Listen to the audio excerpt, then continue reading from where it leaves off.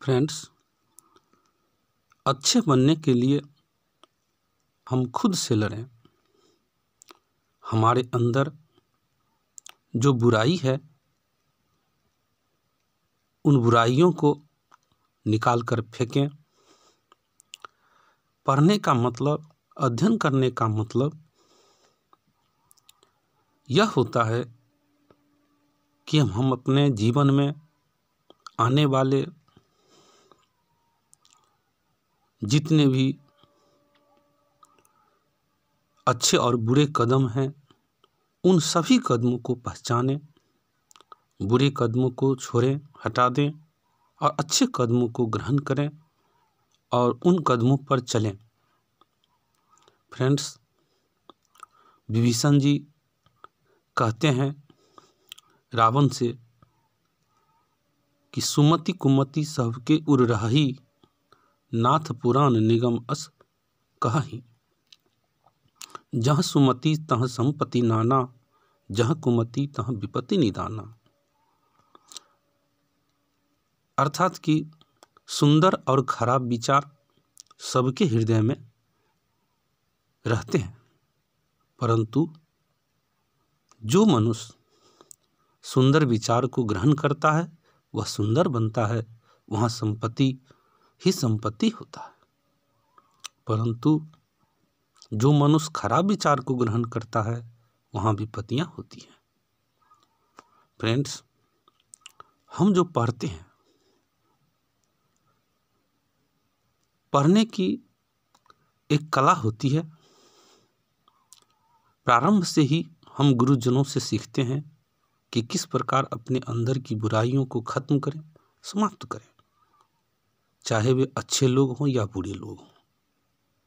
सबके हृदय में अच्छी और बुरी बातें उठती हैं। हम सबका शरीर इसी प्रकृति की देन है। प्रकृति में हर प्रकार के पदार्थ है, तो हमारे शरीर में भी हर प्रकार के तत्व, हर प्रकार के पदार्थ समाहित हैं। इस प्रकृति से हमारा शरीर भी प्रभावित है। हम सबके शरीर प्रभावित हैं और इस शरीर में जैसे प्रकृति में अच्छी और बुरी घटनाएं होती हैं, उसी तरह से हमारे शरीर के अंदर भी अच्छी और बुरी घटनाएं होती हैं। अच्छे और बुरे विचार हमारे शरीर में उत्पन्न होते रहते हैं। हम यदि पढ़ते हैं तो पढ़ाई के साथ साथ इस कला को भी सीखते हैं कि किस तरह से हम बुरे विचार को अपने शरीर के अंदर से निकालकर बाहर फेंकें। हमें सबसे पहले अपने आप से संघर्ष करना चाहिए कि अपने आप को समझना चाहिए कि हम क्या हैं। हमारे अंदर यदि परमात्मा का निवास है तो परमात्मा के निवास के फलस्वरूप हमारे अंदर अच्छे विचार होने चाहिए। यदि हमारे अंदर अच्छे विचार उत्पन्न हो रहे हैं तो इसका मतलब है कि हमारे अंदर की परमात्मा अच्छी तरह से काम कर रहे हैं। और यदि हमारे अंदर बुरे विचार उत्पन्न हो रहे हैं और हम उनको ग्रहण कर रहे हैं, इसका मतलब हमारे अंदर परमात्मा नहीं, दुरात्मा जाग रही है। इसलिए फ्रेंड्स, हमें सबसे पहले अपने अंदर परमात्मा को जगाना चाहिए। और परमात्मा और दुरात्मा दोनों का निवास शरीर के अंदर होता है।